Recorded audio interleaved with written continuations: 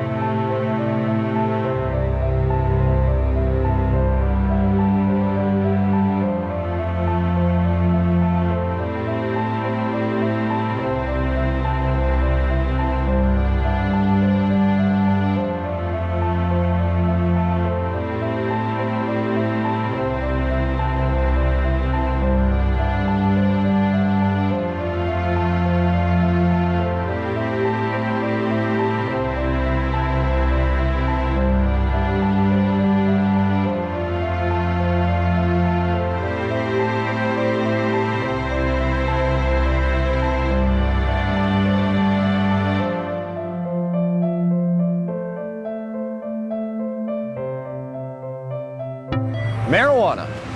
It's become big business. A multi-billion-dollar business, both in Canada and the United States. But why has it become such a big business? Here in British Columbia alone, it's speculated that the illegal BC marijuana trade brings in upwards of $7 billion annually. And up to 85% of that product heads south to the United States. Having become an international issue, when do the lines blur? How does a massive underground market like this survive while remaining illegal? Why is marijuana illegal in the first place? And if prohibition is meant to protect us, I guess the more obvious question is, does the prohibition work?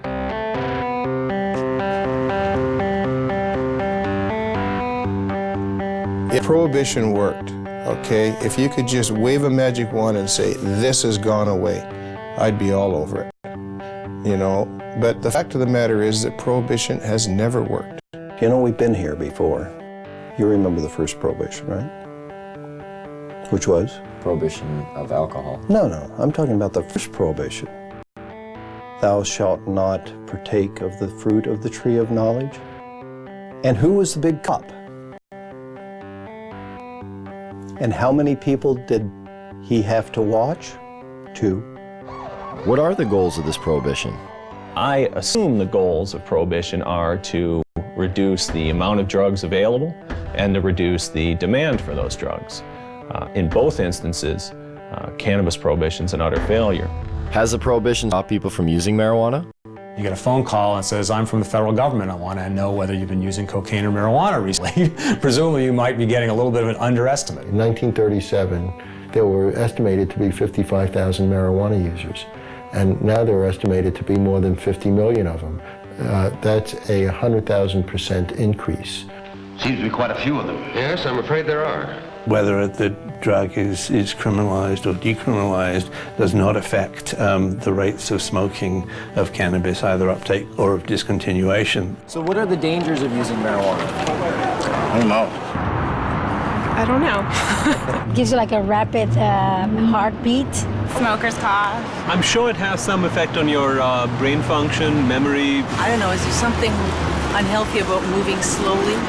It's not good for you. You're not fully conscientious of what you're doing. Thickens some membranes in your brain or something. Well, it's been science. I guess I'm being told it's been scientifically proven that marijuana kills your brain cells. That's the one I remember. Marijuana kills brain cells. I thought the same thing. You know, I didn't start smoking pot until about 5 years ago. I thought pot made you stupid. You know, I bought into it just as much as anybody did. I realized when I was like 30 years old that I was tricked. I was like, you gotta be fucking kidding me. 1974, the Heath-Tulin study. Ronald Reagan announces, the most reliable scientific sources say permanent brain damage is one of the inevitable results of the use of marijuana. Monkey pumped full of marijuana, apparently 30 joints a day, had begun to atrophy and die after 90 days. Brain damage was determined after counting the dead brain cells of both monkeys who had been subjected to the marijuana and ones who had not. The study became the foundation of the government, and other special interest groups claim that marijuana kills brain cells. Here's what they didn't tell you. After 6 years of requests, how the study was conducted was finally revealed. Instead of administering 30 joints a day for 1 year, Dr. Heath used a method of pumping 63 Colombian-strength joints through a gas mask within 5 minutes over 3 months. They suffocated the monkeys. What they did is they put these gas masks basically on their face and they pumped pot into it, but without additional oxygen. So after X amount of time, the brain shut down. Well, if you suffocate, the first thing that's going to happen is your brain cells are going to die with lack of oxygen. So what they did is they suffocated the monkey, showed all these dead brain cells, and then went on to associate it by saying that cannabis use causes your brain cells to die. And how many people, not knowing the origin of the study, have gone on to quote it and re-quote it. And now people believe it. Studies since have shown no signs of any brain cell damage. In 2005, new research suggested that marijuana could possibly stimulate brain cell growth. That study hasn't received the same attention. Another common belief, marijuana causes lung cancer. In the 1999 study by the Institute of Medicine that was paid for by the United States government, they had to use words like may and should cause cancer. We've been hearing for years them trying to say that it causes lung cancer, and we say, really, that's interesting because you can't even show us one case of cancer being caused by cannabis use alone. You definitely have to do it moderately because it does paralyze the cilia, but if it's not radioactive, you're probably not going to get cancer from it. Smoking it can be harmful because of the properties of smoke. Not as a result of anything in the cannabis plant, but because they're intaking heated plant matter into their lungs. People said, well, you don't know, we haven't been smoking it long enough. Look what happened with cigarettes. We've had about 4 decades, or more than 4 decades of experience. If this was going to show up, it should have shown up by now. Finally, a study came out just in the last month verifying that cannabis smoke does not cause cancer. It's different than nicotine. And the elements in the tobacco smoke do cause cancer, and the elements in the marijuana don't. There's no cases of marijuana-only smokers getting brown lung syndrome. There's no cases of marijuana-only smokers getting emphysema. Strange for a plant that's so dangerous. How come none of that? Marijuana is as bad for you or worse than tobacco? Impossible. If they had the evidence, they'd be putting emaciated bodies or emphysema, lung cancer, black lungs, they would be parading them throughout the media. They don't have one. Yet people somehow or other think that it might cause the same thing. In fact, if you look at the straight deaths from substances, a different type of picture starts to appear. The #1 killer in the country? It beat out AIDS, heroin, crack, cocaine, alcohol, car accidents, fire, and murder combined. Tobacco. That's a nasty, dirty thing to say, son. A lovely, pure white cigarette causing cancer. It gets me right here. With an average of 430,000 deaths per year, considering it's a #1 killer, it's interesting to know that tobacco receives government subsidies and grown with radioactive fertilizer.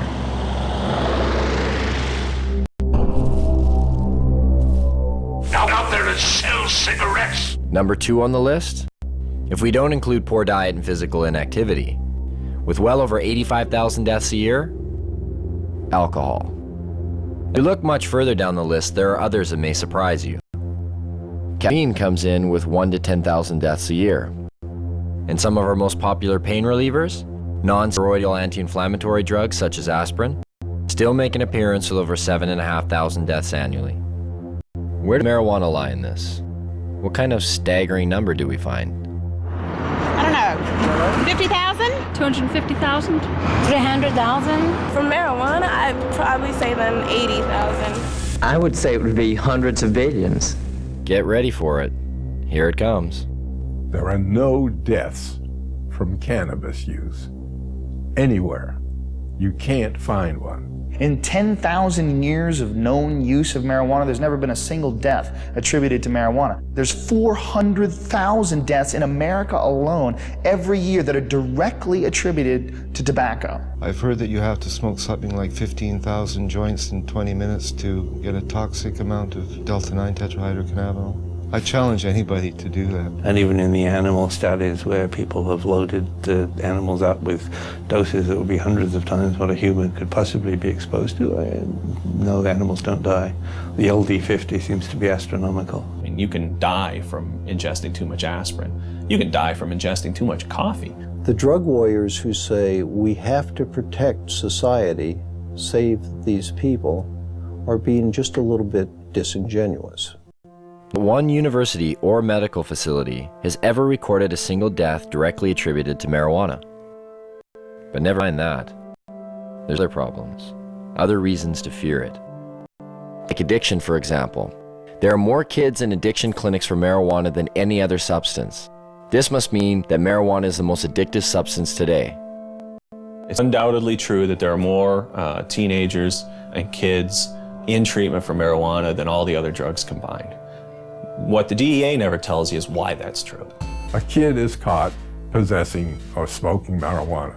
He's taken to court. He's given a choice. Either you some horrible penalty, or you go to a treatment center.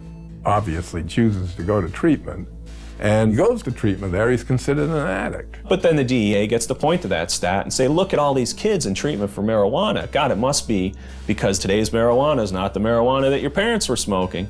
As far as I understand, only 3% of the people in treatment for marijuana are there voluntarily. The other 97% were told to by their guardian or told to by a judge. So you can choose between jail or treatment. And a lot of people choose treatment. It provides no basis for speaking about addiction. Anybody who is at all sophisticated about marijuana would rate them the way two researchers were asked to rate drugs in order of addiction. Nicotine was 1, alcohol was 2, then heroin, then cocaine, then coffee, and then marijuana. There may have been a couple of other drugs, but marijuana was at the very bottom, below coffee. This narcotic, unlike the opiates, the synthetics, and cocaine, is non-addictive. What do you mean by non-addictive? By non-addictive, it is meant that the user of marijuana, when deprived of the drug, will not experience the agonies of withdrawal.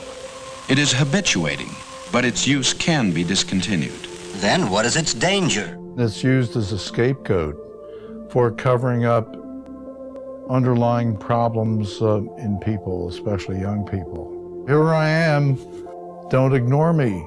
If you use marijuana on a daily basis for a year or so, and you stop using it, you're going to notice some differences, but nothing like the kind of withdrawal people will experience in withdrawing from either tobacco or heroin. But why would the government and the DEA want to put a statistic like that out there? We'll learn more about that later. The gateway theory. Is marijuana a gateway drug? Yes, I think it is. Yeah, I don't exactly know why, but I know it is. It opens a doorway to other drugs. It makes you want to experience more. It makes you feel good. Yeah. People want to experience something else and, have I guess, more dreams. Its greatest danger lies in the fact that it is a stepping stone to the harder drugs, such as morphine and heroin. That's why there are people that want to legalize marijuana. They figure if they can get the young people in this country onto hard drugs, they can destroy your generation, or in this generation. You know, in the days of Harry Anslinger, it was called the stepping stone hypothesis. If you stepped on this stone, marijuana, you were bound and determined to go on to the next stone, which would be one of the so-called hard drugs. Every time it's been studied and looked at and so on, they have never ever found that there's certainly nothing in marijuana that makes you want to go to anything else. There's no inherent psychopharmacological property of the drug which pushes one toward another drug. I'll smoke a joint. I want a bag of chips and fucking junk food. I don't want to go out and get ripped. I drink alcohol. That's my drug of choice. It could be said I started on milk. I mean, this is crazy. If I use marijuana, why does that automatically make me a candidate to black tar heroin? It's a nonsensical argument. In fact, only 1 out of every 104 marijuana users use cocaine, and less than 1 use heroin. The black market throws the dealers of soft drugs together with the dealer of hard drugs. So if you have a black market and you have a dealer that's dealing in marijuana and LSD and everything else, and the dealer might say to you, hey, you want to try something stronger? Well, in that sense, because of the black market, because of prohibition, people may be more susceptible to seeing these other drugs and being willing to try these other drugs. And so what you see is that there is a gateway effect. But it's a gateway effect caused by prohibition and the blending of the hard and soft drug markets. Where does this leave us? Oh, wait. What about laziness? You will be useless to society if you use marijuana. But if that's true, well, there are about 50 million people who smoke marijuana in America, and over half of the Canadian population who've tried it. And yet, both societies seem to flourish.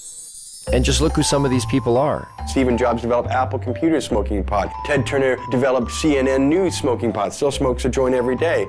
You go through every musician you like, from the Rolling Stones to the Beatles to Led Zeppelin, they all smoked pot. Snoop Dogg, Willie Nelson. Come on, Bill Clinton He didn't inhale, man. He didn't inhale. Yeah. Don't be so naive. Virtually every presidential candidate has now copped to using marijuana at some time in his or her life. A few times in the Army, I tried marijuana. It was not a significant part of my life.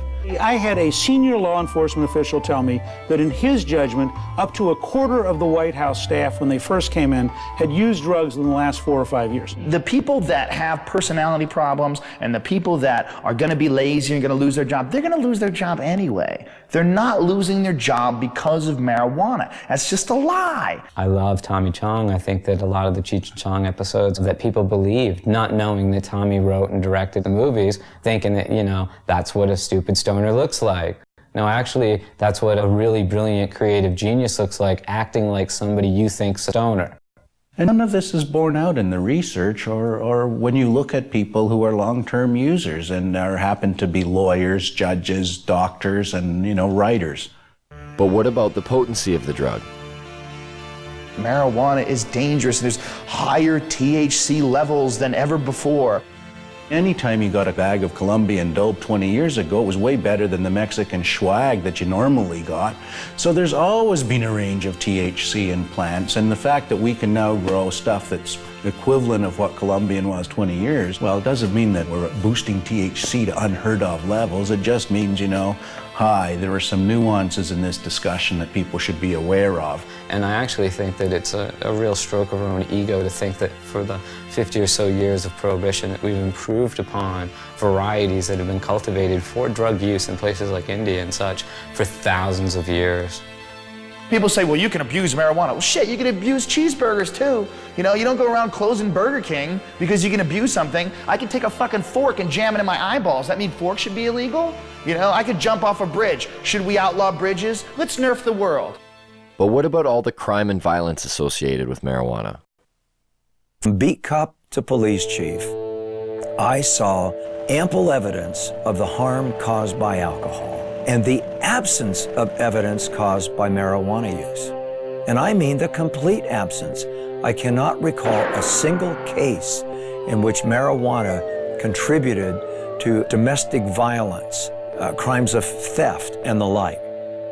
You want to know what a weed smoker looks like? You're staring at one. You know, like, I'm a weed smoker. I'm not like crazy or, you know, I'm not stabbing you right now. Most of the violent crime that's committed, or most of the crime period that's committed or having to do with drugs, is people who are on drugs committing violent crimes. If you make it legal, if you make it cheaper, you make it more available, you're going to have more violence, more addiction, Tom, that is more not crime. true. Stop lying to us. Oh, now come on. Stop lying to us. That is not true. You know, don't tell me that. I've smoked pot, Tom.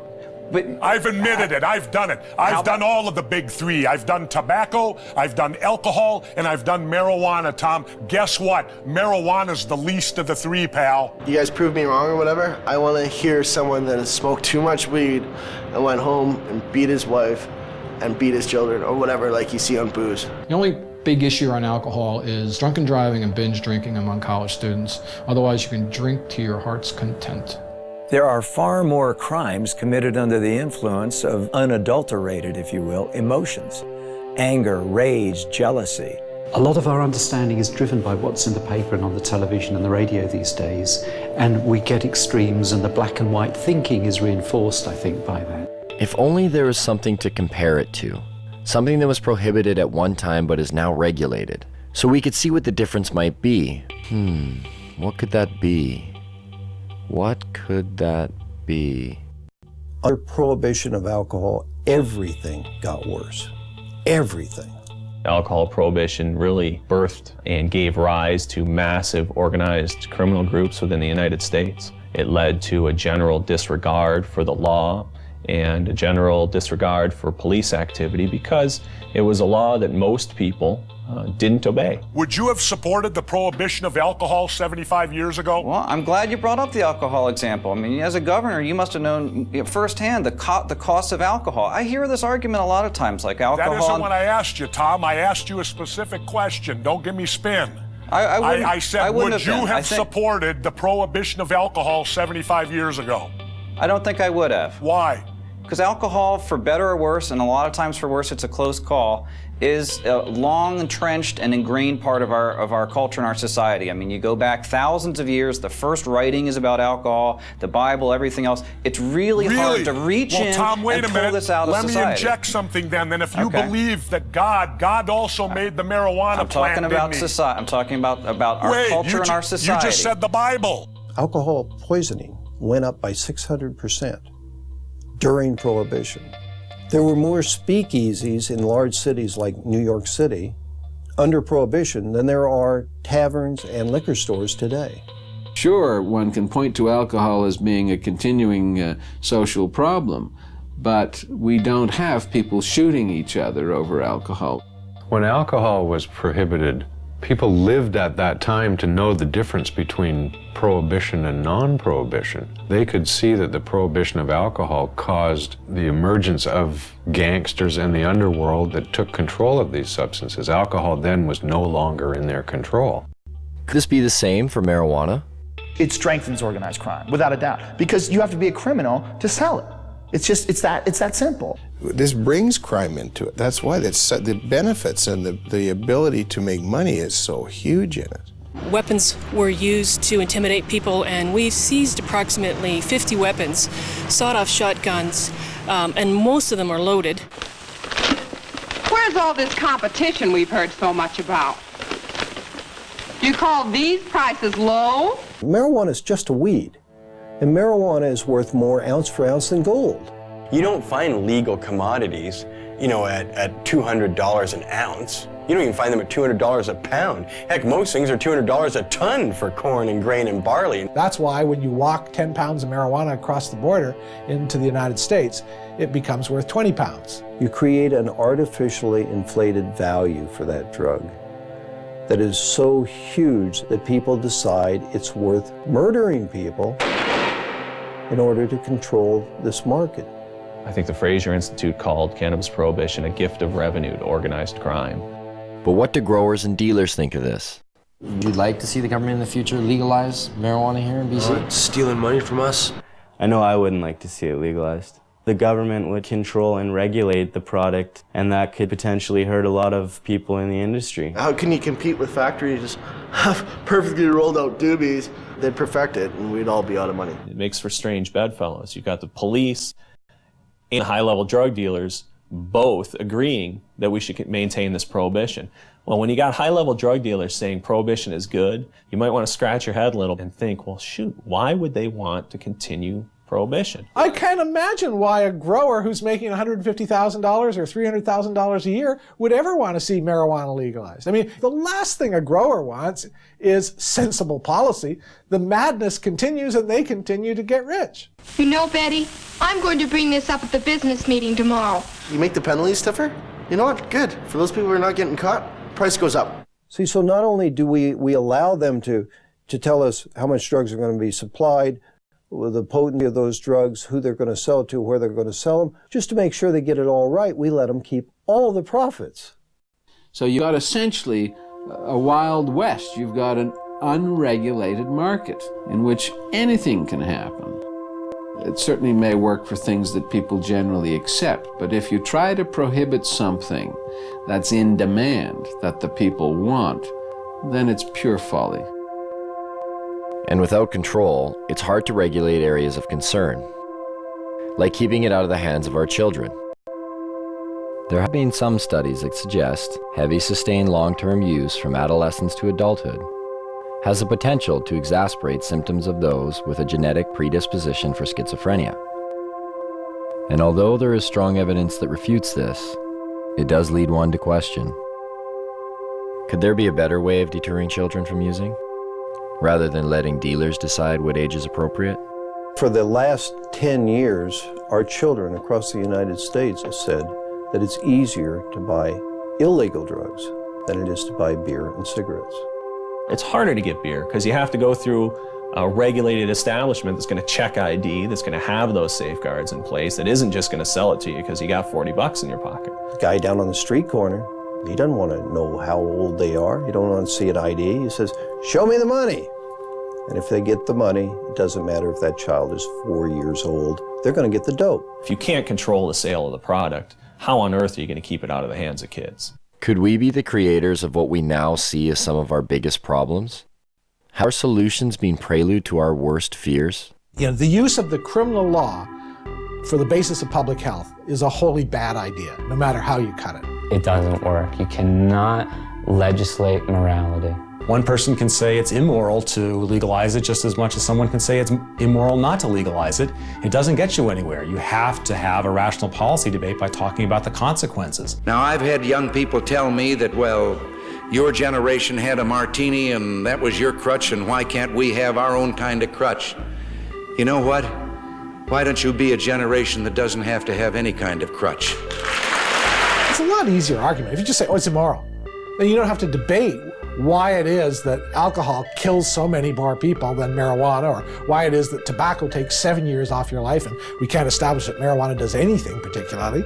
If people do drugs and they commit crimes around those drugs, they should in fact be punished. But you can't punish someone for something that hurts no one. We should legalize marijuana, tax the hell out of it, and put every dime back into the healthcare system. Taxation and legalization? Doesn't that seem a little extreme? Wouldn't it be better to just decriminalize? The distinction is simple. Legalization of marijuana makes it a product that is legally available to adults. That doesn't mean that there's unregulated distribution, unregulated sale, and unregulated use. The decriminalization of marijuana still makes it an offense. You're not going to go to jail for it under a decriminalized model, but society is still saying no, no, no, no. It doesn't address the problems of organized crime, and it doesn't create a situation where you have retail sales. Decriminalization is just kind of a goofy concept. To say that it's legal to own something, to use it, to possess it, but not to produce it or sell it, just seems like this illogical position, because where did this stuff come from? It's the worst of both worlds. Sends out an incredibly bad message. It should be controlled like alcohol, like tobacco. The total impact for the U.S. budget from legalizing marijuana and taxing it at rates like alcohol and tobacco is somewhere in the $10 to $14 billion range. It can be used to pay for healthcare costs. It can be used to rebate to lower taxes and give people lower tax rates. It can be used for highways, for hospitals, for national defense. It's $14 billion and can be used for whatever its best use is. The production or the harvesting, the packaging, the sales of marijuana could be handled essentially the way we handle alcohol. You sell to a kid, you sell to somebody under the influence, your license is in jeopardy. That license ought to be hard to get and easy to lose. It seems to make sense. It's a little jarring, but nowhere are these issues more relevant than here in BC. Yes, marijuana is illegal here. And yes, police actively pursue growers and dealers. But that doesn't stop the market from thriving. It's believed that the illegal BC marijuana trade industry employs anywhere from 90 to 150,000 people. And the product is now known around the world. It's even been given its own name. BC Bud. Bud. BC Bud. British Columbia Bud. I don't know what you are meaning. BC Bud? BC Bud. You guys know what BC Bud is? No. You guys know where British Columbia is? No. Isn't it in Britain? No, it's in Canada. When I say BC is famous for pot, weed and hippies, mountain, sea, marijuana. I used to think of the beachcombers back in the days, but now I just think of that BC Bud. Do you know what BC Bud is? No. Oh, it's really well known. BC Bud is bud that comes from British Columbia, and that's why they call it BC Bud or Beasters. Dude, you got the Beasters? Yeah, I got the Beasters, which means you got bud from BC. You know what the word grow up is? I'd say it's pretty common knowledge here what a grow up is. People do them in their houses or in their basements. I'm surprised it's not in our dictionary. A grow up is something that happens inside somebody's house, like one of our friends or something, and they just grow weed inside their house. Do you know anybody that's growing marijuana? I don't, well, no. Kelowna, my hometown. With a population of only 100,000, Kelowna is said to house well over 1,000 grow-ups. A police officer stated in the local paper, if they were to bust one grow-up every day for a year, they would still be nowhere near getting rid of them. And Kelowna is not alone. Where are they in BC? They're everywhere. They're in every single corner of the province. There is no community in the province that doesn't have grows and hasn't had an increase in grows. But the fact is that there's thousands and thousands and thousands of grow-ops all over British Columbia. And the most common thing you hear when they rate a grow-op is from the neighbors is, I had no idea they were growing pot on my street. You know, if you actually took my estimates seriously, that there were 17,000 grow-ops in British Columbia in the year 2000, if you took that seriously, you're looking at roughly 1 out of every 100 dwelling units in British Columbia. We need to have a sense of that. Not bad for a province with a population of only 4 million people. It's certainly changed a great deal from the 70s and 80s when it was an import-export business to the domestic production business of the 90s and beyond. That would make us Columbia North. We're talking a lot of production.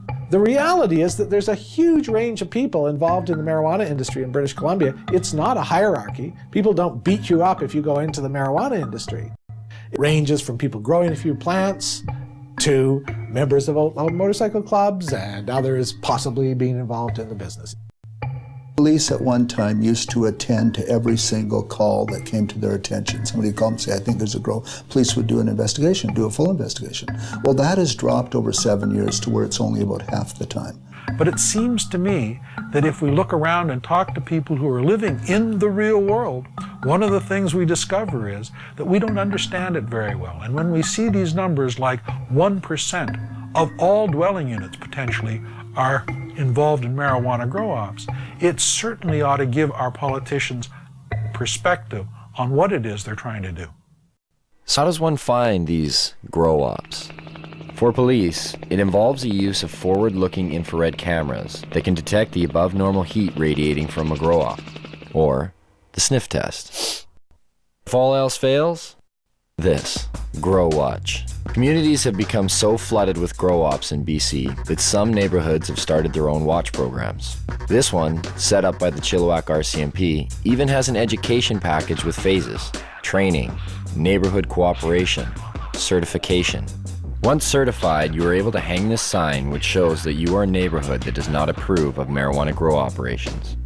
There are questions provided to citizens in order to aid them in identifying a grow-op.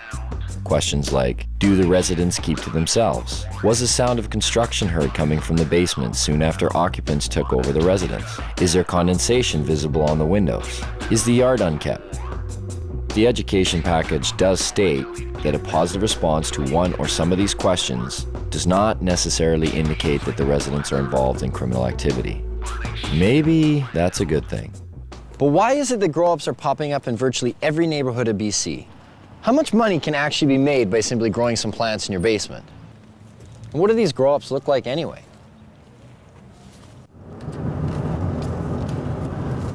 We finally got a grower. Right now we're driving to meet them. It's around 8 lights. It's not a huge show. This is what they use for clippers and stuff like that. When they hire clippers to do a show, you put these on, and if people are looking from the outside, it just looks pretty much like you're wearing sunglasses. But when you're on, I mean, I can't put them on right now because I'm driving, won't be able to see. This is everyone's getting glasses, director, thanks, other producer. Where's my phone? We just wait for the phone call, so we'll keep in line for when this comes to. Oh, I see a vehicle pulled up. Maybe that's them. Hello? Okay, so put the glasses on. Okay. Now, can you tell them we're just gonna have the camera running, but we're gonna have the lens cap on? Is that cool? Okay. Yeah. No. Hey, Diggs, we're gonna have the camera running, but we're gonna have the cap on, so there's no video. Shit. Yeah, just do it. Just keep it on. Just put the cap on. How you guys feeling? Feel that heart rate increased? So you're coming in the backseat? Yeah. All right. Okay. Cool. You want the camera? Yeah. Cool. You're not feeling motion sickness? Oh yeah, now I'm feeling it. I'm feeling sick. You know, we're just gonna hold people's arms and kind of guide them inside. Yeah. That's what I was saying, so I don't fall on my face here.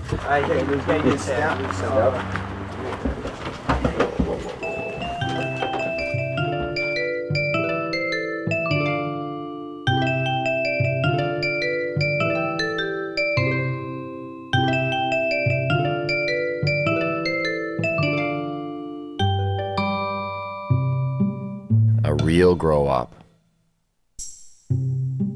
The grower admitted that this wasn't the biggest of grow-ops. In fact, it was probably on the small end of the scale in terms of size. But I really didn't care. There are just so many things to see. The lights, the tools, the power, the pots, and of course, the marijuana. What do you guys do for the smell? I noticed there's like a big... Well, we got this carbon filter here or whatever, and it just kind of filters the air in there, and then it's goes underneath the house, and we have it so it goes into like a dog shed. It's like I'm in the beginning stage and I'm learning. Over here, there's also another room in there. So you have a total of, is it 8 lights? 8 lights, yeah, they go on 12 hours. This one runs 12 hours in the daytime, this one comes on 8 at night. Did you say like the majority of the guys you know are just growing to earn some extra money? Yeah, it's like they have normal jobs and, you know, they're normal 9 to 5 type of guys. The grower told me he cropped out about every 2 months, and every crop was worth about $20,000. That's $120,000 a year. Even though this was a small grow-up, the numbers didn't seem small at all. If those kind of numbers are coming out of a setup of 8 lights, what kind of numbers are coming out of the big ones? And where do you find them? Well, it would seem just about everywhere. Barges, semi-trucks. Whether it was for the mobility of it, or whether it was an attempt to disguise the smell of burning marijuana, of growing marijuana, in any event, it's unusual for that reason. Even in train cars? Yes, it seems as though even our beloved caboose cannot escape grow-op fever. When we read that 20 train cars were buried underground to grow marijuana, busted or not, we had to see this. So we set out. But not before asking our sound man if we could use his SUV and coaxing him with a little free gas. Where we were going, we would need it. We're in the boondocks, way up here. You wouldn't want to go over that puppy. This is what they brought up diesel fuel to power the generators in. With how much they were growing and how much the generators needed, I mean, that's a full truckload there. And finally, after a few hours on the highway and climbing up the side of a mountain, we get there. We had to go into 4 low just to get up here. And you can see I'm dressed right. I'm in jeans and frickin' sneakers. Fuck. My feet are cold. There's no neighbors. Like, look to the right. There's nobody there. Nobody here, nobody there. I mean, I imagine they're probably laid this way. They've been obviously following you, like where you're getting your diesel, where you're getting the tanks, where you buy 10 train carts, where you buy 150 lights. These are diesel pumps, and it looks like there's still diesel leaking in these things here. This is how you got down there. Just want to make sure it's okay to down here. I feel like I'm going into a cave. All right, watch your feet there. Not as cold under here. About 8 train carts down that way, I'm guessing. So I can even see to the end, and then 2 deep. Each one is 2 deep. Down here, 2 deep. Down the next one, 2 deep. 3, 4, there's numbers on the wall. And then what they did is they cut them to make doorways, and that's how you have your hallways going into each one. There are water reservoirs here. And you see 1, 2, 3, you're like, okay, that's quite a bit. But then there's this one, and that one, and another one at the end. Look at these things. Like, no wonder the cops just left it. Moving this shit would be a pain in the ass. Yeah, these train carts. I see why they bought them. They got a deal. They're like all rusted in the bottom. We could start growing here tomorrow. There's still dirt and fertilizer ready to go. Oh, here, who wants a little leftover plant there? Look at this. Just look at all this wiring right here. You can see the cops that come severed everything.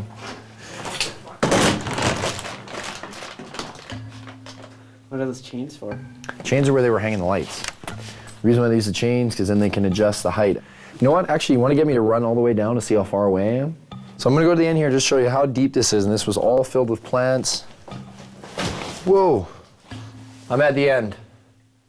Now I can hardly see over there, it's just like lights to me. This is how far away, like to give you an idea just how big this is. God, it's a trek just to get back to where you guys are. And you're gonna see a lot of repetition because here it goes again. Bang, all the way down. When it said in the paper 20, it's gotta be 10 long and 2 deep each one, because then you get your 20 carts. Man, I wish we could have seen that while it was still rolling. That is crazy. You wouldn't know there's a law here. Check this out. Cannabis Day, an actual day dedicated to marijuana. And take note, this takes place on one of the busiest high-traffic blocks of BC's largest city, Vancouver. Marijuana? It's everywhere. Consumed and sold in every imaginable way. Pipes, bongs, joints, baked goods.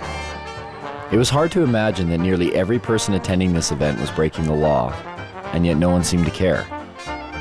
The police were there, but not to bust people. They held traffic for the band to play for Cannabis Day. Now they went back to their side of the street. Sure, no problem, brother. No problem.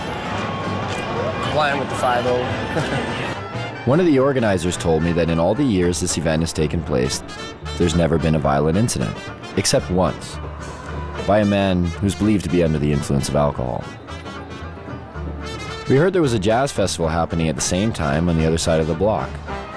It wasn't doing quite as well, but there was one group doing all right. Right up there, as you can see, is still Cannabis Day going on, but right here, not even a block away, is a church retreat, and they're selling donuts. I was like, well, what do you guys think about the rally? And they're like, we need to pray for them. And I was like, what? You guys are selling food for them, right? And that's, I'm sure they've sold record amounts today, I guess, too. So we'll see. We'll get an interview here shortly, hopefully. The interview never came. There was so much marijuana, it was unbelievable. I think we almost all got contact highs just from being around the smoke. But I did get a donut. I did purchase some of these on the way out. Those church girls got me. A culture of marijuana has been established in BC, from paraphernalia to cafes, from seed selling to its very own political party, the BC Marijuana Party, even bakers.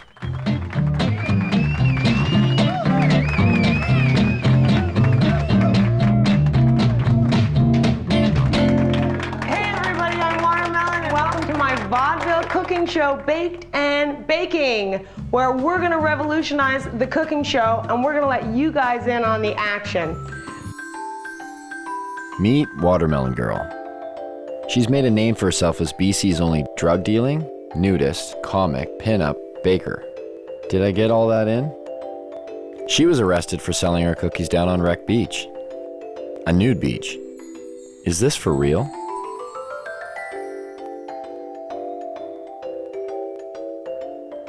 I'm like the Heidi Fleiss of weed. I tell everybody, like lawyers, doctors, like there's no proverbial yo G, you know, like none of those. Like all professionals come in through my house. You know, a lot of people with money, a lot of people in politics. You don't want to know who comes through here. You know, my mother was a baker and her mother was a baker, and we just bake. So I made these pot cookies and I started selling them. It's hard to ignore such a large demand. So if you got arrested one time on Wreck Beach, right? Yeah, I've been arrested more than once. Allegedly trafficking ginger snap cookies. Allegedly trafficking ginger snap cookies. So I'm assuming not regular ginger snap cookies, right? The one with right. Snap crackle pot. But even the judge is like, uh-huh. You know what I mean? Like he's seen violent crime after violent crime, and then along comes the cookie girl. Cops are supposed to come and remove undesirables from communities, and I clearly was not an undesirable person in my community. Like, somebody else needs cookies.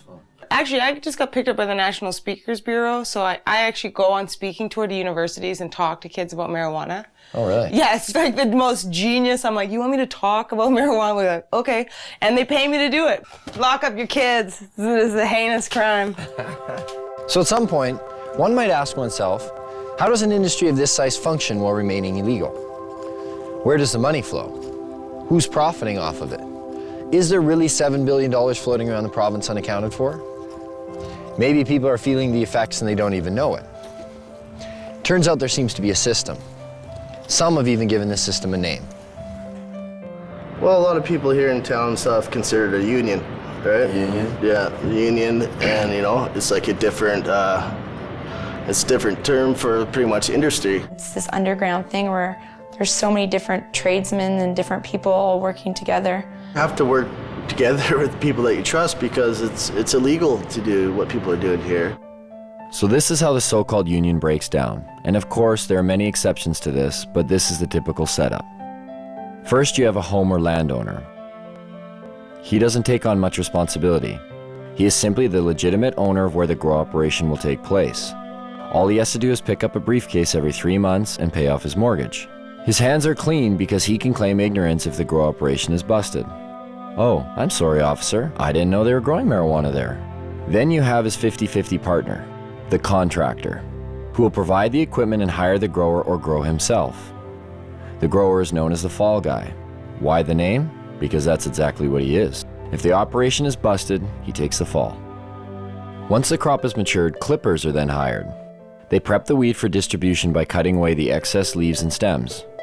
What a lot of people don't understand is a part of the marijuana plant that people smoke is the bud, which in essence is the plant's flower.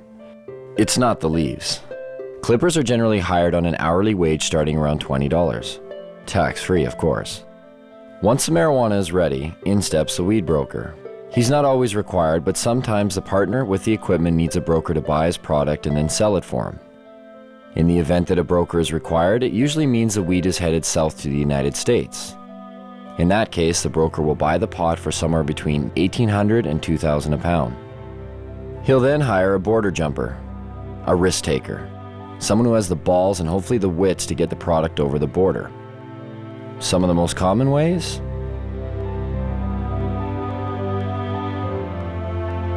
The border jumper's fee varies with each trip, but they're always well paid. Once the product has reached the broker's US connection, it will earn about $3,000 a pound. The farther south it goes, the more it makes. If it manages to make it all the way out east to areas like New York, the price is driven even higher, somewhere between $3,500 and $6,000 a pound. Stricter laws demand higher prices and in turn provide more profits. In Miami, 7 to 8 pounds of BC bud will trade for 1 kilo of pure yayo. Cocaine. That in turn makes its way back up to Canada. And sells for anywhere from $30,000 to $35,000 a key. If the marijuana manages to stay in the province, it will usually sell for around $1,800 to $2,000 a pound, depending on how flooded the market is. This is just the tip of the iceberg. The union embodies a slew of businesses and services, generating profits both directly and indirectly for the province. Some know they are involved and others choose not to acknowledge the benefits they gain from it. Carpenters build tables, rooms, sheds, and anything else that's needed for a grow show. Brand new homes are being built expressly for the purpose of housing a marijuana grow operation. Electricians set up lights, wire the electrical components, divert power if necessary. Hardware stores provide construction materials to build rooms and grow operation structures. Hydroponic stores supply lights, nutrients, soil, and other equipment needed to grow. Seed sellers provide, well, seeds. Clone growers create clones from other marijuana plants to aid in quicker grow cycles. Real estate agencies market houses to growers, unknowingly, but they profit all the same. There are some realtors, though, who are directly involved in the union and will actually cater to growers' needs, finding houses in secluded areas with big basements and power that can be spliced and stolen. Mortgage brokers and lease brokers who help growers with poor credit get the houses they need to start up. Banks who have minimal security to prevent illegal money from being deposited. The way it works now is deposits over $3,000 are sometimes questioned but are left up to the teller to decide whether the deposit is suspicious. If they believe it is, they may put a note on the account. It isn't until a $10,000 deposit that a mandatory FCAC form is filled out and sent away. But it is possible for $9,999 deposits to go through with little question. Oh, you sold some motorbikes. Cool. Oh, you sold your boat. Neat. Thanks for the business. You get the point. Lawyers and law firms who provide counseling on how to make grow money legit. They help set up and incorporate LTD companies and holding companies to launder money. They also provide legal counsel to keep busted growers out of jail. the electric company who makes money off of enlarged electric bills due to excess lights. The only time they seem to get involved is when they think someone is stealing the power. Law enforcement receives budgets to fight the cultivation. They create special task forces like the Green Team to specifically target marijuana. Canadians spend $300 to $500 million annually on law enforcement and the justice system to enforce marijuana laws. Police also receive the benefits of seizing growers' and dealers' assets. And last, but definitely not least, everyday businesses. Bars, restaurants, clothing stores, boat dealerships, car dealerships. The money funneled indirectly through various everyday businesses. Growers and dealers like to spend money on everything. These growers, after they crop out, it's like they won the lottery. You can tell the ones who are selling it. The more they sell, the more bling bling they have on them. Do you think they just hold it themselves and tuck it away somewhere? No, they buy houses, they buy cars, they buy boats. They'll purchase restaurants, they'll purchase, whatever they're into. Maybe that's why we got busted. We got too carried away. You can tell yourself you're not going to let it go to your head, but I said the same thing. But when the money comes in so easy, you get accustomed to that lifestyle, and before you know it, you become a steamer, you become a hot rod. And that's what it comes down to. Yes, organized crime moves a majority of the product once it's available on the market. But there aren't a lot of bikers out there watering plants. It's mom and pop operations, it's young guys who see opportunity. It's not easy to make that type of money doing anything, especially if you've been going to school for, the past 4 years and you see this random other guy, watering plants in his basement coming out of it with an extreme amount of money. Interesting, you have your degree. Yeah. And then you're in the... Yeah, I made the choice to put that aside and start growing weed. I could be making $33 an hour, which is a great wage, but really, why would I want to do that when I have the knowledge to make in a whole year in 2 months? What have we learned so far? Well, one, the prohibition hasn't reduced the demand, and it certainly hasn't reduced the supply. Two, it's a steady source of revenue for organized crime, which in turn attracts young people because the money is so easy. And three, being an underground market actually creates crime and violence. And yet, the only one paying the costs for all of this are the taxpayers, people like you and me. Even further, this whole deal is over a drug that seems to pose no more of a threat than the substances we already regulate. At the very least, why isn't this up for debate? Dwight Eisenhower once spoke of a military-industrial complex. Have we built up a marijuana prohibition complex? The real war on marijuana didn't start until 1972. And President Nixon said, it's all the Jews smoking pot. And he really said that. When Nixon got into this with his war on drugs, he had things that he wanted to do. He had an agenda. A lot of the information that was kept and warehoused in the Library of Congress and also at major universities was actually recalled and destroyed. The Nixon report that came out through his administration was called the Schaefer Report. It was by a Republican governor, and when he studied it and gave an answer, you can pick this report up, pick up any page, open it, and if you actually have experience with cannabis, you'll realize they're telling the truth. And then when it came back saying that marijuana was essentially harmless, he totally ignored it, so we're going to launch a war on drugs anyways. Didn't even print as many copies that Congress and the House would have been able to see. 1970, beginning of the war on drugs. 76 New Jersey troopers became detectives. I was one of them. They designated 1/3 of us as undercover. I happened to fall in that 1/3. That's where I spent the next 14 years of my life. What we were targeted on was the pot smokers. There was a very good reason we were targeted on pot smokers. Most of them were protesting against the Vietnam War. Now, if you could arrest that whole group of people because they were smoking pot, you didn't have to have a Vietnam War protest, which Mr. Nixon thought was a pretty good idea.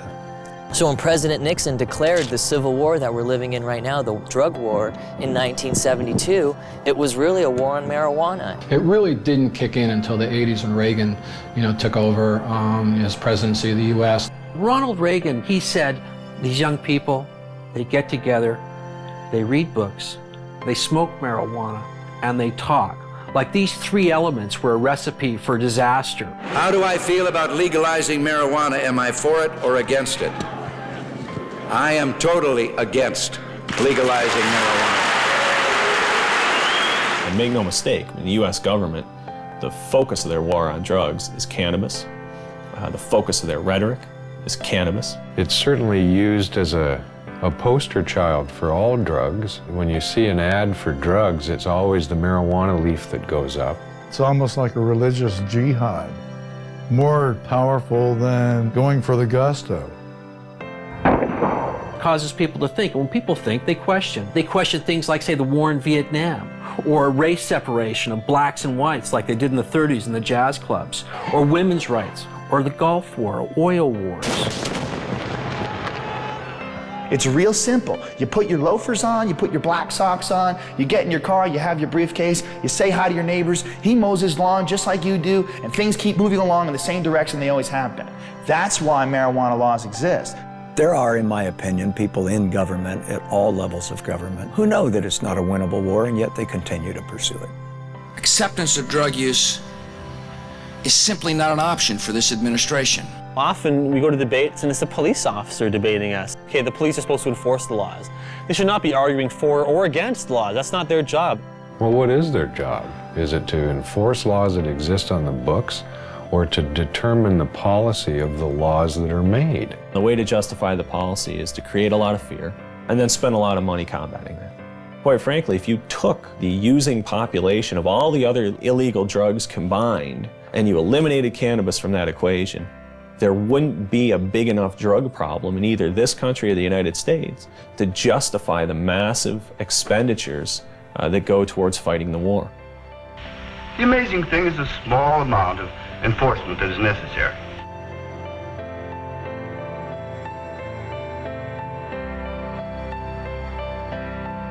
$400 million is spent annually in Canada arresting and prosecuting marijuana crimes. The total budget in Canada for all drugs is $500 million. That means 4/5 of the drug budget goes towards arresting and prosecuting marijuana users, leaving 1/5 for crack, heroin, coke, crystal meth, the date rape drug, whatever. The drug enforcement industry is big business. It's self-perpetuating. It relies on taxpayer dollars. And so it's an endless battle that the DEA doesn't win, they participate in. It's like doing a big budget movie, you know. You get $30 million to do a movie, and then the movie comes out and it doesn't make any money. But someone made $30 million. Every once in a while they'll show a guy, you know, posing beside a big bunch of marijuana, you know, this is the DEA money at work. It'd be like asking loggers about saving trees, you know what I mean? This is where their mainstay of their cash flow comes from. The campaign will continue until every available known plot of marijuana has been eradicated. We've got to live with it, doing the best job we can. Even if it's a bad job? We're all carrying a pretty impossible load, Miss Gibson. There are many, many police officers, however, who believe that it ought to be legalized, regulated, and controlled. They see the hypocrisy between our existing laws relating to alcohol and marijuana in their day-to-day life, shift after shift after shift, and they get it. But they don't want to lose their jobs. They don't want to lose that promotion to sergeant or the assignment to detectives. They want to be a chief someday, and they don't want to piss off the people in power. Judges, lawyers, prosecutors, defense lawyers, prison guards, there's all of those people in the criminal justice industry. Are their interests being protected? Well, in a sense, yes, they are. Defense bar, similarly, we make money. The more things they prohibit, the more money we make. Sorry I'm late, Kent. I was delayed in court. You still have large numbers of people being busted for simple possession. If you look at the stats, in terms of drug offenses, the largest group are still simple possession of marijuana. Every time you blow a marijuana cigarette, you take a chance on blowing your future. Oh, come on, Pop. All my friends smoke pot. They're not criminals. Only because they haven't been caught yet. If you do drugs, you will be caught. And when you're caught, you will be punished. 750,000 Americans every year are charged with pot possession. That's nearly 1 million people, and whether you go to jail or not, your life is in serious trouble.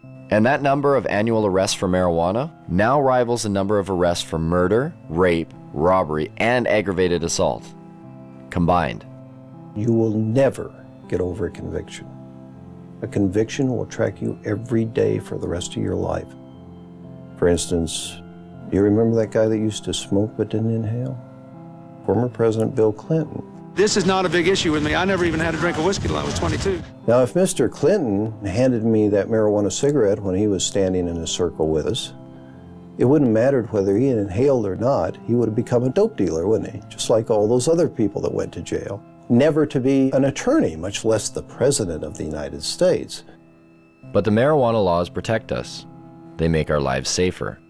They send us the correct moral message. That's how 19 out of 21 nations have gone down the drain before us. Internal decay. The breakdown of moral, ethical, and religious principles. If you've been caught, a young person in the U.S., with so much as one marijuana cigarette, you can't get a loan or grant from the government to go to college.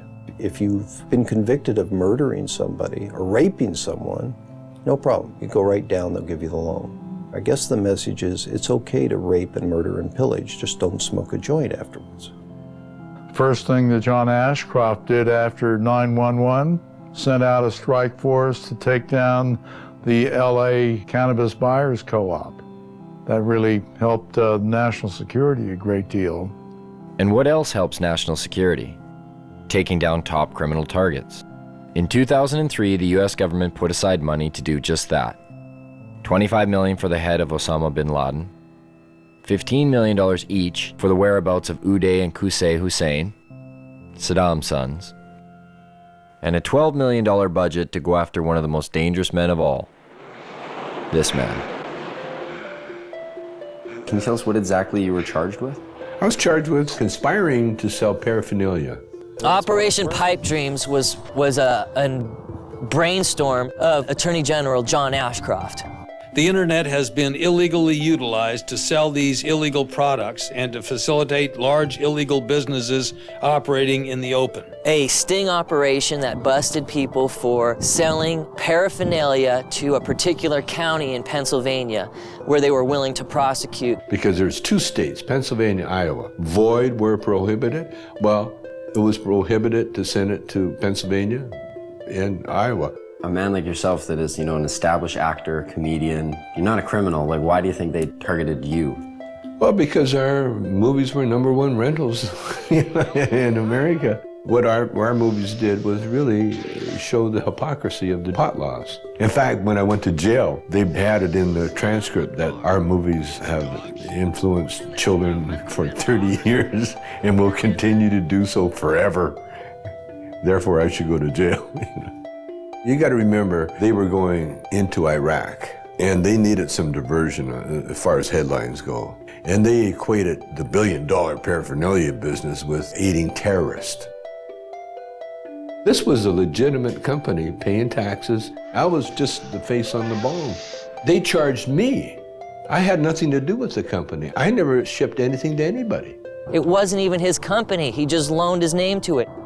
51 people were arrested under Operation Pipe Dreams. Only one person, Tommy Chong, went to jail. But if I didn't plead, they threatened my son and my wife. Tommy stands up and volunteers to go to jail, says, yeah, okay, that's my paraphernalia. You leave my wife and kid alone. He's protecting his family. What kind of force was used on the day you were arrested? There's over 20 SWAT team people, visors, automatic weapons, helicopters overhead. They had news trucks, Fox News trucks outside. They had the media on the ready. It was a photo op for everybody. They asked, do I have any drugs? And I said, yeah, I got pot, and they wanted to know where it was, so I told them. They said, well, it's not really a drug bust. I said, well, then what are you doing in my house, Then they said, it's about bongs. We're bringing down all the bong companies in America. And with Tommy safely behind bars for 9 months, the United States drug war reset its sights, this time across borders. In downtown Vancouver, just outside the US consulate, a bunch of people had gotten together and were having a rally for this guy named Mark Emery. He had evidently been selling seeds, marijuana seeds. to the wrong people. Let me tell you, the DEA wants me because I am very good at what I do. Well, obviously, I'm the most dangerous man alive. Like, really. Like, no wonder I'm facing life imprisonment without parole for something that no one's ever gone to jail for here in Canada. No one's ever gone to jail for seeds, not even for a day. Mark and 2 of his employees are facing life in prison in the United States. Not Canada, the United States, for selling marijuana seeds over the internet. Vancouver police came in here with a warrant for an extradition, but we were taken then to North Fraser Correctional Center. Correctional Center of the year 2002. Beautiful facility. Mark Emery has gotten in the face of the United States. The U.S. sees Mark Emery as a major political threat to its anti-cannabis agenda. In a press release from Karen Tandy, head of the DEA, she said that this is not only the end of marijuana trafficking, but it's a blow to the marijuana legalization movement. I gave just under $4 million away over 11 years to Supreme Court challenges, ballot initiatives, political parties, drug addiction clinics. Well, if you're the DEA, who the hell do you think you're going to go after first and foremost and as viciously as you can do it? I think they even admitted it themselves when on the day of the raid, the DEA announced, so he's a legalizer. We're shutting down one of the biggest legalizers. The legalization movement won't have a pot of money to draw from. Ha ha ha ha. Mark Emery has never gone to America and sold a seed. He does it all from here by mail order. And it's akin to Canadians ordering, a machine gun from somewhere in America. It's against the law, and if we receive it here in Canada, they come and arrest us for receiving the machine gun.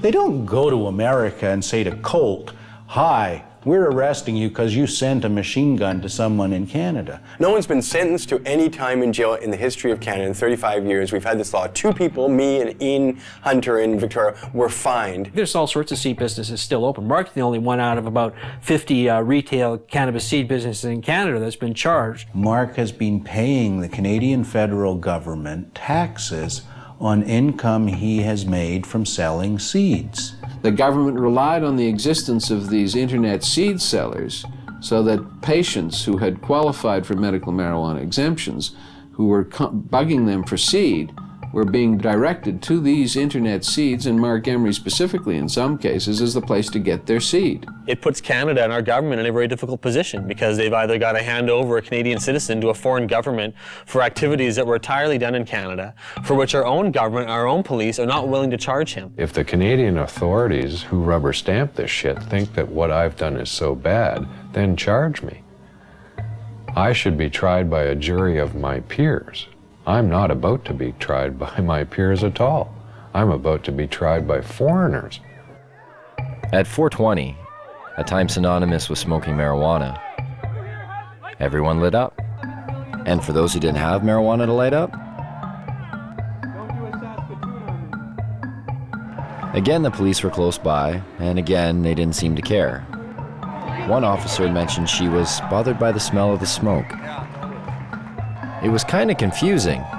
How could we be sending Mark Emery to prison for life in the United States if even our own police aren't finding it worth their while to bust people smoking it right in front of them? That's not the only thing that's confusing. The marijuana that's consumed in the United States, how much comes from Canada? I don't know much about Canada. I don't either. Maybe 20%? I'll go with 35. 35%? And a quarter. 50%. 50%. I would say about 60%. 60%? 70%. Yeah, 70-80%. At least 80% of it. Whew. I don't think it's all that much. Most of it is here.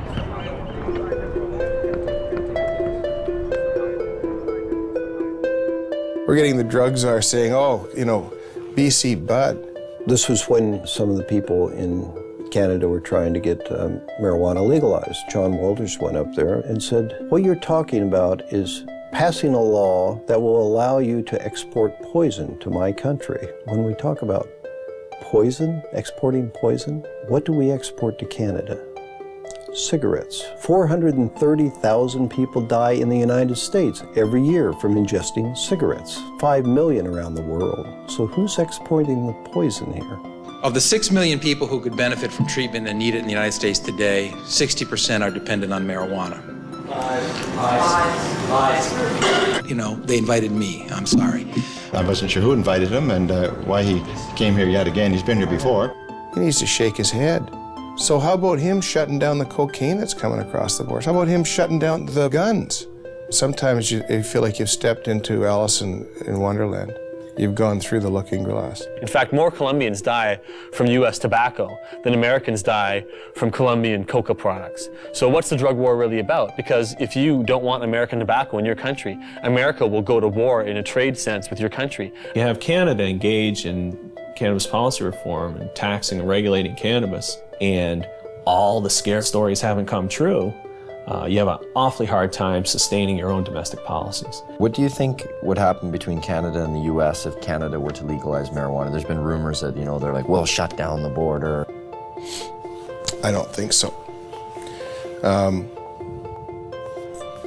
I've heard that too, but then my question is, would you want LA, in the dark and thirsty? If you do that, then we're not going to ship oil, we're not going to ship water, we're not going to ship electricity.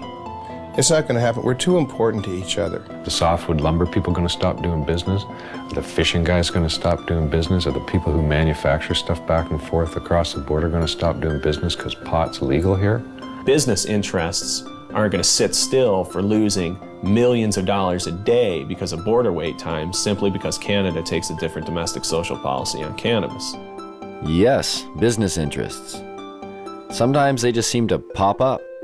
And every so often in the most unlikely of places. We have seen an explosion in prison construction that lags only slightly behind the explosion in incarceration. There are more people in jail in America now than ever before. In the United States, it's one of the fastest growing industries. Some major investment companies at one time described private prisons as one of the best investments you could make. So you can make more money building prisons than any other type of investment. They're extraordinarily expensive to build.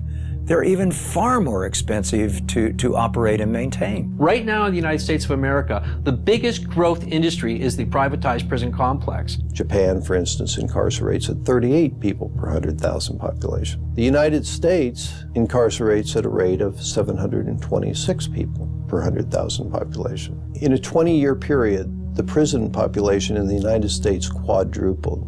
We have just shy of 5% of the world's population and almost 25% of its prisoners. Even South Africa, at its worst, didn't have as many prisoners per capita as America has now. Texas just built 77 prisons in about the last 20 years. We find state treasuries on the verge of bankruptcy as a result of prison construction.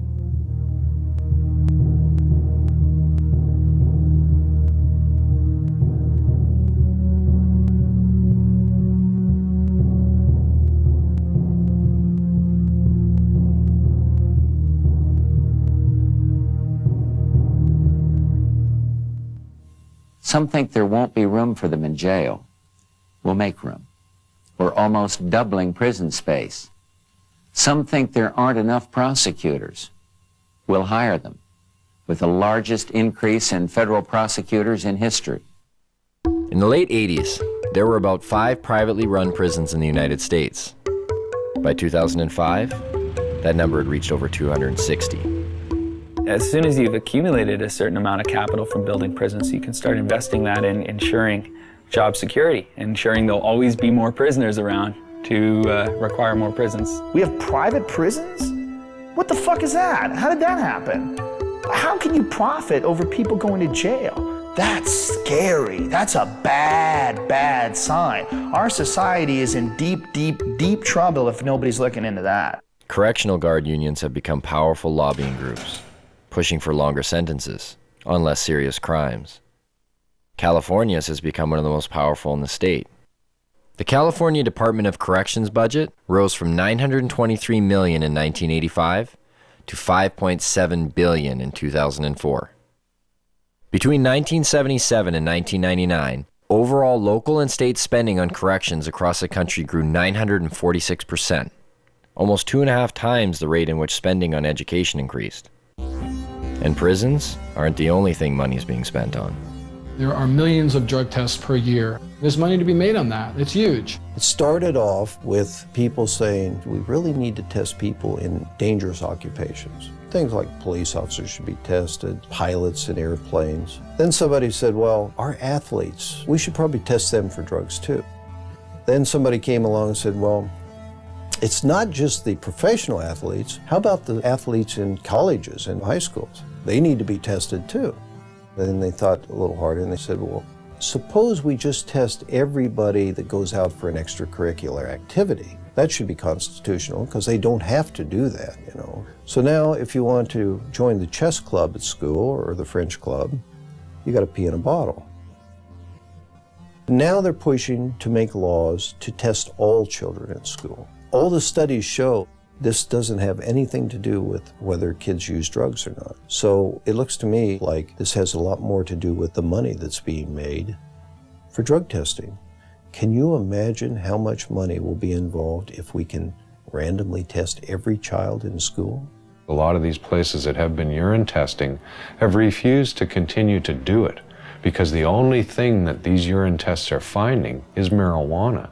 The other drugs that people take dissipate from their systems fast enough to not be found.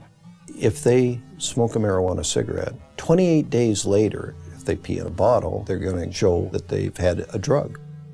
But if they use a hard drug, heroin, cocaine, methamphetamine, in a long weekend, nobody can tell that they've used that drug. So what does that say to our young people? It says, if you don't want to get caught, don't use the soft drugs, use the hard drugs. It's not just urine anymore, it's hair and saliva. They'll do blood testing. There's industry there. This is money. They're not doing it for free.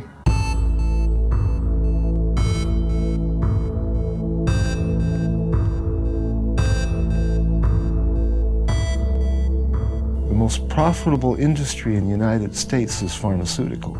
Dollars involved is just staggering. Could it really be? Has medicine really become that profitable? The fact is it has. In 2005, U.S. prescription drug sales rose 5.4% to $251 billion, and global pharmaceutical sales rose 7% to $602 billion. Now, why would pharmaceuticals be threatened by a plant? The answer may be as simple as one word: natural. Because a significant amount of research to date has confirmed or suggested that marijuana in its natural state is still the most effective form. Can you imagine a world where you or I wouldn't have to pay for certain medicines? After dealing with about 10,000 patients over the last 15 years, I would say that over 200 different medical conditions respond favorably to cannabis. It appears to have benefits that we never ever knew about. Glaucoma, epilepsy, muscular dystrophy, arthritis, multiple sclerosis, wasting syndrome, nausea, chronic pain, depression, anxiety, hepatitis C, cancer, chemo, AIDS patients. Is there a product out there today that provides as many medical benefits as cannabis? No. It remains an unutilized major resource.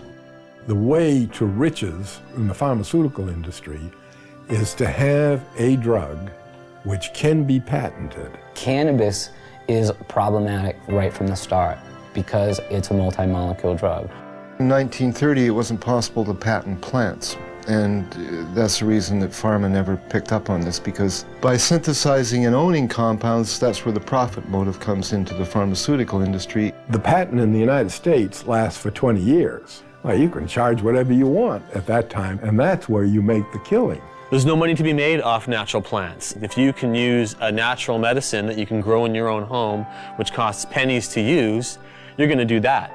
You need water and dirt. Not only that, you have that plant forever. Prime motivation behind any drug company is to make money, and as much money as possible. They're corporations, and corporations, everybody knows that it's like that diffusion of responsibility thing. There's so many people working for corporations that they lose their humanity. So those are potential customers for these pharmaceutical companies that are not there if they're using a natural plant. It's unlimited. You grow more, you get more medicine. Pharmaceutical companies don't want you growing your own medicine. The government supported a small drug company by the name of Unimed to take a synthetic THC, tetrahydrocannabinol, and to put it into capsules to be used as an oral medicine. This became Marinol. This THC in Marinol is exactly the same 21 carbon molecule that's in herbal marijuana. But it's not the same as medical marijuana. It's not a crude mixture of things, and there's no guarantee that you get the same results. You can make a synthetic delta-9 tetrahydrocannabinol in a test tube. It'll have exactly the same number of atoms and the same arrangement. But how in the test tube can you put the electron spins together, the subatomic quirks and quarks, if you like, of that compound in the same way that a biological enzyme system will put it together? It can't happen. In the case of a synthetic compound, if it's only an ingredient from the cannabis, they can formulate that as a drug and make a lot more money out of it. We're confused that if, you keep hearing that there's no scientific proof to medicinal benefits of marijuana, why are there drugs like Marinol on the market? Why do they even exist? Well, that's part of this double talk about it. If we take and change it a little bit, so you believe it isn't marijuana, then it's okay. It's a great medicine. They're trying to make marijuana into medicine because it is medicine. Why did the government actually grow marijuana? I mean, the government has had marijuana programs that existed since the 70s. It's impossible for me to believe that the government even believes their own propaganda. What I do believe is this, that you can fool some of the people some of the time, and they're doing an excellent job of that. And for all the claims of these drugs being a more viable medicine because there's no high, we check some of the side effects. For Marinol, dizziness, feelings of exaggerated happiness, drowsiness. Last time I checked, those were signs of getting high. If it is indeed side effects of marijuana that are preventing the pharmaceutical world from accepting marijuana as a viable medicine, then they better start paying more attention to the products they've been marketing for years. Every year, prescription medicines kill over 100,000 people. The pharmaceutical industry has been excellent at convincing the public that they need their potions. If you watch any kind of commercial for drugs, they're always using the third person. For example, where does a headache come from? It comes from out there somewhere. Don't sell the steak, sell the sizzle. How many people in this country alone are addicted to antidepressants? How many people who are on antidepressants really have imbalances, and how many of them just got off of a bad relationship and they're depressed? It seems to be acceptable to give people something as long as you're wearing a white smock or you've given them a legal prescription. Doesn't matter how deadly the particular drug might be in terms of side effects. What we call modern medicine is actually the alternative medicine because it's highly experimental, it's often dangerous, often toxic, and it kills a lot of people. To me, it's crazy. There's a lot of stuff out there that'll affect you in different ways. Look at aspirin, heroin, both invented by Bayer. I thought heroin came from opium seeds. And Just natural effect of opium, you keep making it more and more concentrated. No, you have to add certain chemicals to it and tweak it a certain way. It doesn't just come from opium itself. What was heroin made for? As a cure for morphine addiction and coughs. Heroin, the sedative for coughs. Pseudoephedrine. That's the main ingredient in methamphetamine, is to cure the cough, the cold. You get a cold, oh, I think I'll do some meth. When you look at it from a large perspective, like, what's weed?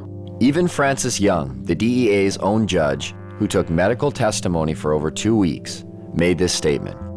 Marijuana, in its natural form, is one of the safest, therapeutically active substances known to man. Yet, despite this, and the ever-mounting number of real-world patient success stories, cannabis remains listed as a Schedule I narcotic. Under that category, marijuana is classified as having no known medical value.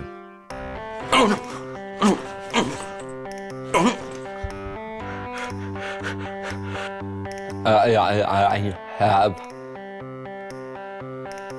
multiple sclerosis. Hold on, don't When we wait. first met Greg, his shaking was so severe that he informed us that he would need a few puffs of marijuana in order to participate in the interview. The difference was night and day. What do you say to those that say marijuana needs to be tested and regulated and have the high taken out for pharmaceutical companies to consider it a valuable medicine? Huh. That's a pretty, and I only mean this as a measurement, as to how much it is actually a pathetic thing to say. I mean, just look at me. Is it not blatantly obvious that I have just enjoyed however many tokes? I look happy. Greg has been using marijuana for years and stated to us that he's never experienced any negative effects. I'm never, I need my marijuana. That's stupid. It takes away my discomfort, let's call it. It does enhance my very being. Where do you think you'd be if you didn't get to smoke it, like dealing with your pain?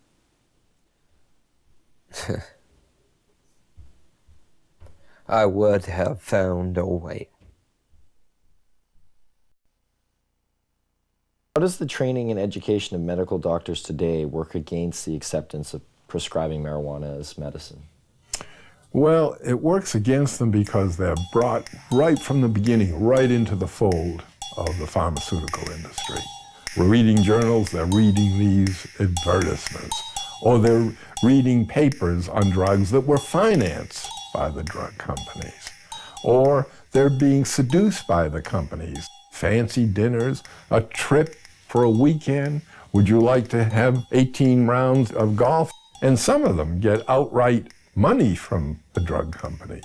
I've met doctors who said when they first came out of medical school, they didn't know what to do. It was really overwhelming. They had live patients in front of them who needed help. They were very happy to have representatives tell them what medicines would be best for their patients. So doctors have a bias toward the products of pharmaceutical industries.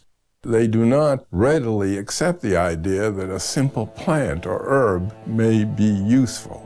I don't know if they think it's hocus pocus. I just think they don't feel that there's the kind of testing that they're used to. And that's the problem we have. What I try to impress upon these people is we're trying to put the science into it, and yet some people are very resistant to even attempts to do that. All of the funding is coming directly or indirectly from the drug companies, and these people obviously, for obvious reasons, are determining the agendas. Now think of the lobbying potential behind the most profitable industry in the United States. Think of the power. And do they get their way? Why can't we explore its medicinal potential? Why can't we use it to make more products? To myself and people involved in this business, it stopped making sense a long time ago. The common response is really the medical marijuana is a stalking horse for legalizing it. And so what?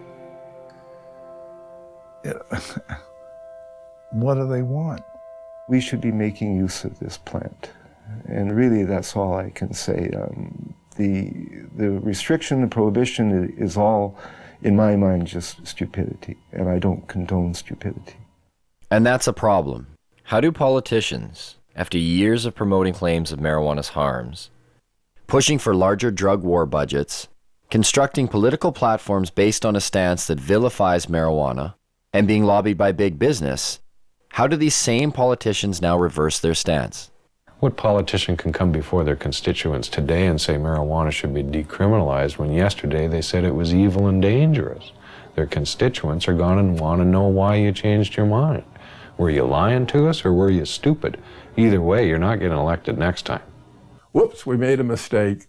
You 17 million people should not have been arrested. Some of you jailed, some of you fined, some of you lost the handle on your career. One way to bypass this problem in the face of ever-growing empirical evidence is to divert attention. Add a word: medicinal. Put the word medicinal in front of marijuana, and you are now talking about something completely different if you're a politician.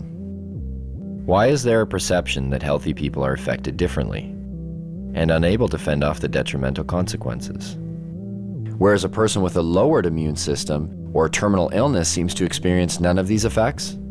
Some people go home at the end of the day and they drink to kind of wash away the day, just like, that was a hard day, I need a few drinks, relax, kick back. So is that relieving pain? Maybe. Or is it pursuing pleasure? I don't know. So if you think about this in the context of cannabis, it also has relevance. The government's a lot more likely to forgive cannabis use if it's for relief from pain. If it's in pursuit of pleasure, that's a problem. And I think that points to something about our culture that's a little bit odd. What works for one doesn't necessarily work for another. The father-son confrontation. Mom smokes like a chimney. And you have a drink every day and smoke too. It's not the same. Why not? You can get cancer. Your liver can rot away. They believe today, and I'm disappointed in the media, that it hasn't brought this information, this new information to the people of this country more than it has. They believe that marijuana could well turn out to be the most dangerous drug that is in use in our country today. If you're a politician, you can get elected on a Get Tough on Crime platform. We're gonna lock up all the marijuana cultivators for a long time because you're preying on the fears of the public. Spokesmen for giant special interest groups, whether those special interest groups be law enforcement, or whether they're private prisons, or whether they're pharmaceutical companies, or whether they're oil companies. We have spokesmen for gigantic corporations that are trying to calm us and get us to press the right button in the voting booth. Everybody that gets in has their own agenda. They're beholden to their own lobbyists, so they don't go in and check the work of anybody before them. That's not their job, because God forbid somebody come in there and check what they do afterwards. I understand why politicians may be reluctant to act on their principles, but our politicians need to read their own polls, because this is one of those cases, and it happens a lot in life, where the people are ahead of their leaders. HempFest, the largest event for cannabis in the world, a showcase of modern-day hemp. Sure, they used this stuff 70 years ago, but what good is hemp in a world like today? A world that appears to have everything it needs. It opens a whole new market. It opens a whole new market on every level. You can harvest off the seeds, you can harvest out the inner pulp and the long stem fibers. The fiber itself is the strongest natural fiber in the world. All the clothes I'm wearing today for this interview are hemp. All the clothes I actually always wear are made out of hemp. Been so since probably '94, when I realized I could buy clothes made out of organic fibers that lasted longer than cotton. You can eat hemp seeds, and it contains all the essential amino acids and fatty acids. It makes fuel. You can make biodiesel out of it. Hemp is an excellent source for biofuel. When you grow hemp for fuel, every crop unleashes a huge amount of oxygen into the environment. And in fact, the same amount of oxygen that you lose when you burn it off, you gain back. So it's a closed cycle, ending the greenhouse effect. There are so many hundreds of strains of industrial hemp that you can grow hemp almost anywhere in the world. Not everywhere in the world, but almost everywhere in the world. So just that alone makes it a resource for fuel. That is the solution, is to stop using fossil fuels and nuclear energy. Stop using them entirely, and using wind and wave and sun more, and these biofuels. People will get it, especially as the gas prices go up. It's the highest quality paper there is. I mean, it's archival quality. The words tree-free paper don't make sense to people. Hemp paper that you find in the museums that are hundreds of years old haven't even yellowed. To supplement the wood, we could solve the deforestation problem. Why isn't it cost effective to use hemp versus the forest industry right now? The simple answer is because you can't grow the hemp in the United States. As far as human beings are concerned, it's probably one of the most useful plants ever, if not the most useful plant ever, and it's illegal. Industrial hemp is not a drug, though it is of the same species as marijuana. It is a completely different variety of plant, similar to comparing a Chihuahua with a St. Bernard. You can't get high from industrial hemp, but you can get high from marijuana. This is the only industrialized country in the world that doesn't grow industrial hemp. I mean, think how crazy it is that we can eat the product, we can sell the product, we can wear the product, we can export the product, import it, manufacture it, everything but grow it. We can't grow this thing. It's criminal. And there you have it. After 2 years of research, our quest for answers has only left us with more questions. And the only thing that really seems to make sense is that none of it makes any sense. It's a weird thing that you do when you make nature against the law. We're worried about things going extinct, and yet the policy on the most useful plants in the world is that they should all be eliminated and driven to extinction. Absolutely, they should still be concerned about youngsters using. But we're concerned about youngsters using alcohol, tobacco, driving automobile, whatever. But that it should be the kind of prohibition that it is now, rather than regulation, it cannot be sustained in a rational society. I believe it would be more ignorant of me to listen to somebody who's trying to oppress me than it would be to just ignore the ignorant and go on with what I think is right. Even now, this interview is being conducted. I've smoked pot all morning. This is what I look like high. There's a great quote that life is a tragedy to those who feel and a comedy to those who think. And if you are a thinker and you look at the marijuana situation and you're not laughing, you're fucking dumb. Do you think marijuana will ever be legalized in Canada or the United States? Yes. I don't know about the United States, but it will be legalized in Canada. I won't be alive to see it. I used to believe it was right around the corner back in the 1970s. Check out the gray hair. I confess to being 61. I believe it will happen. I didn't used to. As recently as 2 or 3 years ago, I was convinced it was not going to happen in my lifetime. I wish you didn't ask me that question, but I would say I think it will be. It's always a possibility. There can be breakthroughs to reason. All we have to do to end it is get 50% of Congress plus one human being to say it's over, and it's over. There's a movement in this country, and some people have more faith in it than I do. Maybe from hosting Fear Factor all those years, I've lost my faith in human beings and their intelligence. I think it's inevitable. I believe that the truth will set us free, and I think the truth is infectious, and I think that while cannabis per se is not addictive, learning about it quickly becomes. When I published Marijuana Reconsidered, I, in the last chapter, predicted that once people understood these things about marijuana, the prohibition would be gone. It would be gone in 10 years.